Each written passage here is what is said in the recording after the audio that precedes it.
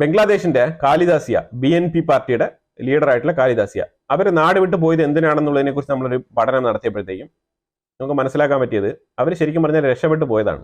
രക്ഷപ്പെട്ടു പോകാനുള്ള കാരണം എന്ന് പറഞ്ഞാൽ ഇത് കാലിദാസിയ പോയി 2-3 ദിവസമേ ആയിട്ടുള്ളൂ. കാലിദാസിയ പോയത് UK-യിലാണ്. കാലിദാസിയയുടെ മകൻ മുഹമ്മദ് താരിഖ് അവിടെയാണുള്ളത്.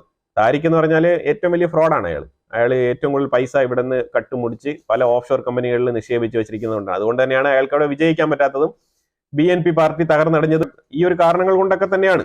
അല്ലാതെ വെറുതെ ഷേഖ് ഹസീനയെ കുറ്റം പറഞ്ഞിട്ട് കാര്യമില്ല. അപ്പൊ എന്തായാലും ഇവര് നാട് വിട്ട് പോയി UK-യിൽ പോയി അവര് ചികിത്സയ്ക്കാണെന്നൊക്കെ പറഞ്ഞിട്ട് പോയാലും അവർ പോയ രംഗം നിങ്ങൾ കാണുമായിരുന്നു. ആ രീതിയിലുള്ള തിരക്കിട്ട രീതിയിലാണ് അവർ പോയത്. ശരിക്കും പറഞ്ഞാൽ രക്ഷപ്പെട്ടു പോയതാണ്. അപ്പൊ ഇവര് രക്ഷപ്പെട്ടു പോയത് എന്തിനാണെന്ന് പറഞ്ഞു കഴിഞ്ഞാൽ ഇവർ പോയതിന്റെ 3 ദിവസം കഴിഞ്ഞപ്പോഴത്തേക്കും ബംഗ്ലാദേശിന്റെ ഉള്ളിൽ ഇലക്ഷന് വേണ്ടിയിട്ട് യൂനസിനെ പ്രസ് ചെയ്യാണ്. യൂനസിന്റെ മേളിൽ ഇലക്ഷന് വേണ്ടിയിട്ടുള്ള സമ്മർദ്ദം ഇടുകയാണ്. ഇവര് UK-യിൽ പോയി ഇരുന്നുകൊണ്ട് ഇവിടുത്തെ BNP പാർട്ടിയിലെ ആൾക്കാരെ വെച്ചിട്ട് ഹൈ പ്രഷർ ഇടുകയാണ്. ഹൈ പ്രഷർ എന്ന് പറഞ്ഞാൽ ജൂൺ ജൂലൈ 2025 നീ ബംഗ്ലാദേശിന്റെ ഇലക്ഷൻ നടത്തിയിരിക്കണം എന്നാണ് പറയുന്നത്. യൂനസ് ആണെങ്കിൽ അപ്പാടെ പെട്ട അവസ്ഥയിലാണ്. ഈ ഇലക്ഷൻ നടത്താൻ വേണ്ടിയിട്ടാണ് യൂനസിനെ അവിടെ നിന്ന് ഇവിടെ കെട്ടിയിറക്കിയത്.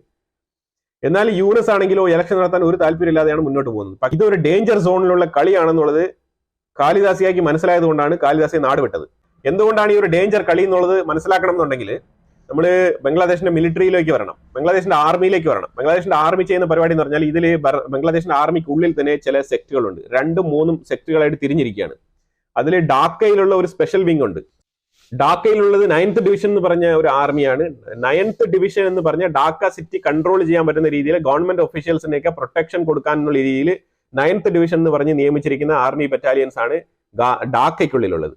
പക്ഷെ ആർമി ചീഫ് എന്ന് പറയുന്നത് വഖാറുസ്സമാൻ ആണ്. ഈ വഖാറുസ്സമാൻ എന്ന് പറഞ്ഞ ആള് ഷെയ്ഖ് ഹസീനയുടെ റിലേറ്റീവ് ആണ്. ഈ വഖാറുസ്സമാനെ ലാസ്റ്റ് ജൂണിലാണ് അവിടെ കൊണ്ട് പ്ലേസ് ചെയ്യുന്നത് ഈ ഒരു പൊസിഷനിൽ, ആർമി ചീഫായിട്ട്. ഷെയ്ഖ് ഹസീന തന്നെയാണ് അയാളെ പ്ലേസ് ചെയ്യുന്നത്. അപ്പൊ ആ ഒരു സമയത്താണ് ഈ ഒരു ഓർഡറും കാര്യങ്ങളൊക്കെ ഒരു പാസ്സാക്കുന്നത്. അത് കോർട്ടിൽ നിന്നുള്ള ഈ ഒരു ലോ ഒക്കെ ഇംപ്ലിമെന്റ് ആകുന്നത്. ഇവരുടെ കോട്ട വർക്കിംഗ് പെർമിറ്റ് ഇതിനെ കുറിച്ചുള്ള ഈ ഷെയ്ഖ് ഹസീനയെ പുറത്താക്കാൻ കാരണമായിട്ട് തീർന്ന ആ ഒരു വിഷയം ഉണ്ടായതില്ലേ, അതിന് ആശ്രിതമായിട്ടുള്ള ഒരു വിഷയം ഉണ്ടായത് ആ ഒരു മാസങ്ങളിലൊക്കെയാണ്. അപ്പൊ ഷെയ്ഖ് ഹസീന ഒരു ഫയറിംഗ് ഓർഡർ ഇഷ്യൂ ചെയ്യാൻ വേണ്ടി പറഞ്ഞപ്പോഴത്തേക്കും വഖാറുസ്സമാനിന് അത് സാധിച്ചില്ല. കാരണം എന്താണെന്ന് പറഞ്ഞാൽ വഖാറുസ്സമാന് താഴെ ഇരിക്കുന്ന ഉദ്യോഗസ്ഥർ ഇവരെ സപ്പോർട്ട് ചെയ്യുന്നില്ല എന്നുള്ളതാണ്. വഖാറുസ്സമാനെ സപ്പോർട്ട് ചെയ്യുന്നില്ല. അപ്പൊ അവിടെ തന്നെ ഒരു ചേരിതിരിവുണ്ട് ഉള്ളിൽ. അതുകൊണ്ട് തന്നെയാണ് വഖാറുസ്സമാൻ പറഞ്ഞത് എനിക്കങ്ങനെ ഇമീഡിയറ്റ് ആയിട്ട് ഒരു ഫയറിംഗ് ഓർഡർ പാസ് ചെയ്യാൻ പറ്റത്തില്ല, കാരണം അത് ഒബേ ചെയ്യത്തില്ല താഴെയുള്ള ആൾക്കാർ. അതുകൊണ്ട് ഞാനൊരു കാര്യം ചെയ്യാം, നിങ്ങളെ സേഫ് ആയിട്ട് ഇന്ത്യയിലേക്ക് എത്തിക്കാം എന്നുള്ള രീതിയിൽ ഈ ഷെയ്ഖ് ഹസീനയുടെ റിലേറ്റീവ് ആയിട്ടുള്ള ഈ ഒരു വഖാറുസ്സമാൻ വളരെ സേഫ് ആയിട്ട് ഹസീനയെ ഇന്ത്യയിലോട്ട് എത്തിക്കുകയാണ് ചെയ്തത്. ശരിക്കും പറഞ്ഞാൽ അയാൾ രക്ഷപ്പെടുത്തി വിട്ടു, അത്ര തന്നെ. അവിടെ ഉണ്ടായിരുന്നെങ്കിൽ ഇവന്മാർക്ക് ഒന്നും കളഞ്ഞേനെ. ഇപ്പം ആർമിക്കുള്ളിൽ ചേരിതിരിവ്. വഖാറുസ്സമാൻ ഇനി 2 വർഷം ബാക്കിയുണ്ട്. വഖാറുസ്സമാൻ ഈ പറഞ്ഞ ഈ ഒരു ആർമി ചീഫ് അയാൾ ഇന്ത്യയെക്കുറിച്ച് ഗുഡ് നോട്ട് തന്നെയാണ് ഒരു 2 ആഴ്ചയ്ക്ക് മുമ്പ് സംസാരിച്ചിരുന്നത്. അപ്പൊ വഖാറുസ്സമാനിന് ഈ ഒരു പൊസിഷനിൽ വരാനുള്ള താല്പര്യമുണ്ട്. അതുപോലെ തന്നെ വഖാറുസ്സമാനിന് താഴെയുള്ള വേറൊരു ഷഹീൽ എന്ന് പറഞ്ഞ ഒരു ഉദ്യോഗസ്ഥൻ, മുഹമ്മദ് ഷാഹിൻ ഉൽ ഹക്ക്.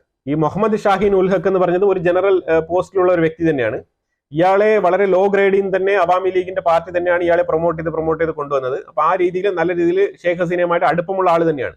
പക്ഷെ ഇപ്പൊ എന്തായാലും ഷെയ്ഖ് ഹസീന അവിടെ ഇല്ല. അതുകൊണ്ട് തന്നെ വഖാറുസ്സമാനെ കടത്തി വെട്ടിക്കൊണ്ട് ഈ മുഹമ്മദ് ഷാഹിൻ ഉൽ ഹക്ക് എന്ന് പറഞ്ഞ ഈ വ്യക്തിക്കും പൊസിഷനിൽ വരാനുള്ള താല്പര്യമുണ്ട്. ഇനി അത് കൂടാതെ ഞാൻ പറഞ്ഞല്ലോ 9th ഡിവിഷൻ ഡാക്ക എന്ന് പറഞ്ഞിട്ട് ഈ 9th ഡിവിഷൻ കൺട്രോൾ ചെയ്യുന്നതാണ് മുഹമ്മദ് മൊയിൻ ഖാൻ എന്ന് പറഞ്ഞത്. മുഹമ്മദ് മൊയിൻ ഖാൻ എന്ന് പറഞ്ഞ ഈ ഒരു ജനറൽ ഉണ്ട്. ഈ ജനറലാണ് 9th ഡിവിഷൻ, അതായത് ഡാക്ക ഉൾപ്പെടെയുള്ള ഈ ഒരു പ്രൈം മിനിസ്റ്ററിന്റെ ഓഫീസ് ഉൾപ്പെടെയുള്ള കാര്യങ്ങളൊക്കെ കൺട്രോൾ ചെയ്യുന്ന ആളാണ് ഈ ഒരു മുഹമ്മദ് മൊയിൻ ഖാൻ.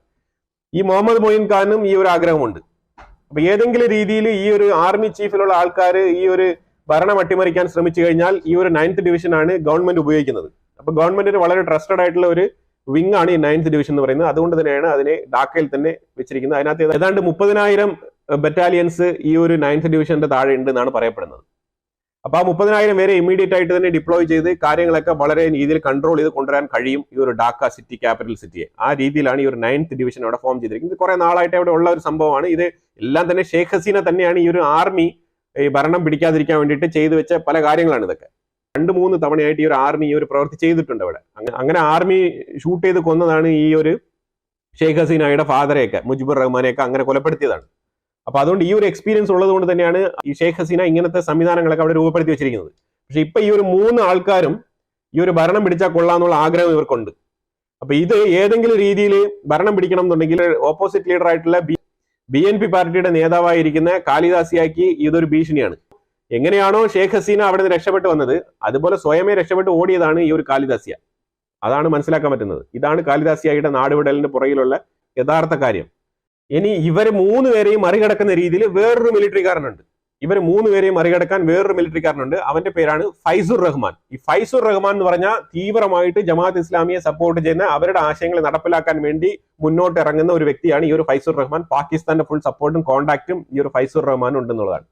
ഈ ഫൈസുർ റഹ്മാൻ ഇവർ 3 പേരെയും കടത്തി വെട്ടിക്കൊണ്ട് പദവിയിൽ കയറാനുള്ള പാകിസ്ഥാന്റെ സ്വഭാവം ഇല്ലേ, എങ്ങനെ രാഷ്ട്രം പിടിക്കുക എന്നുള്ളത്, അതിനെക്കുറിച്ചുള്ള അഡ്വൈസ് തേടാൻ വേണ്ടിയിട്ട് 3 ദിവസങ്ങൾക്ക് മുമ്പ് ഈ ഫൈസുർ റഹ്മാന്റെ കീഴിലുള്ള ഉദ്യോഗസ്ഥരെ പാകിസ്ഥാനിലേക്ക് അയച്ചിട്ടുണ്ടായിരുന്നു. പ്രത്യേകിച്ചും ഇന്ത്യയുമായിട്ട് ഒരു എൻവോയ് ടോക്ക് നടന്നിട്ടുണ്ടായിരുന്നു. ഇന്ത്യയുടെ ഡിപ്ലോമാറ്റിനെ അവർ വിളിച്ചു വരുത്തി ഉപദേശിച്ചു. ഇന്ത്യയും അതേപോലെ ബംഗ്ലാദേശിന്റെ ഡിപ്ലോമാറ്റിനെ വിളിച്ചു വരുത്തി ഉപദേശിച്ചു. ആ ഒരു ഇൻസിഡന്റിന്റെ തൊട്ട് അടുത്ത ദിവസമാണ് ഈ ഫൈസുർ റഹ്മാന്റെ സപ്പോർട്ടേഴ്സ് ആയിട്ടുള്ള മിലിറ്ററി ഉദ്യോഗസ്ഥർ പാകിസ്ഥാൻ സന്ദർശിച്ചത്. എന്തിനു വേണ്ടിയിട്ടാണ്? ഈ ഒരു പട്ടാള അട്ടിമറി എങ്ങനെ നടത്താം എന്നുള്ളതിനെ കുറിച്ചുള്ള ഒരു ഐഡിയക്ക് വേണ്ടിയിട്ടാണ്. ആ അഡ്വൈസ് തേടിയിട്ടാണ് അവിടെ പോയത്. അഥവാ എന്തെങ്കിലുമൊക്കെ ഒരു രീതിയിൽ ചില സഹായങ്ങൾ വേണ്ടി വന്നു കഴിഞ്ഞാൽ പാകിസ്ഥാന്റെ മിലിറ്ററിയും കൂടെ ഇടപെടുത്താനുള്ള ഏർപ്പാടാണിത്. ഇൻഡയറക്റ്റ് ആയിട്ട് ആ ഒരു സപ്പോർട്ട് തേടിയിട്ടുണ്ട്. അപ്പൊ അതുകൊണ്ട് തന്നെ ഈ ഒരു വിഷയം മുൻകൂട്ടി അറിഞ്ഞ കാലിദാസിയ അവിടെ നിന്ന് രക്ഷപ്പെടുകയും അവിടെ നിന്ന് എത്രയും വേഗം ഇലക്ഷൻ നടത്തൂ, ജൂൺ ജൂലൈക്കുള്ളിൽ മസ്റ്റായിട്ട് ഇലക്ഷൻ നടത്തിയിരിക്കണം എന്നുള്ള രീതിയിലുള്ള പ്രഷർ ഇടുന്നത് ഈ ഒരു കാരണം കൊണ്ടാണ്, വേറൊന്നും കൊണ്ടല്ല. ഇല്ലെങ്കിൽ പട്ടാളം കയറി അവിടെ ഭരിക്കും.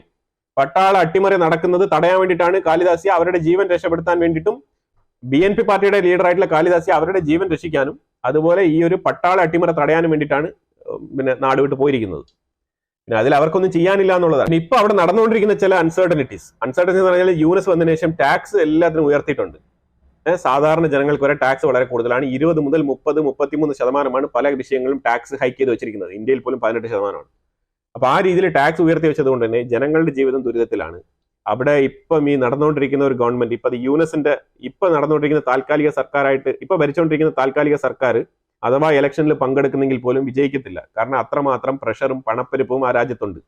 ടാക്സ് ഇംപ്ലിമെന്റ് ചെയ്ത് വെച്ചിട്ടുണ്ട്. ഈ ഒരു പ്രശ്നങ്ങളൊന്നും ഷേഖ് ഹസീന ഭരിച്ചുകൊണ്ടിരുന്ന സമയത്ത് ഇല്ലാതാനും. അപ്പൊ ആ രീതിയിലാണ് ബംഗ്ലാദേശ് മുന്നോട്ട് പോകുന്നുണ്ട്. ഇനിയിപ്പോ ഇലക്ഷൻ നടത്തുവോ ഇല്ലയോ എന്നുള്ളതൊക്കെ ഒരു ചോദ്യചിഹ്നമാണ്.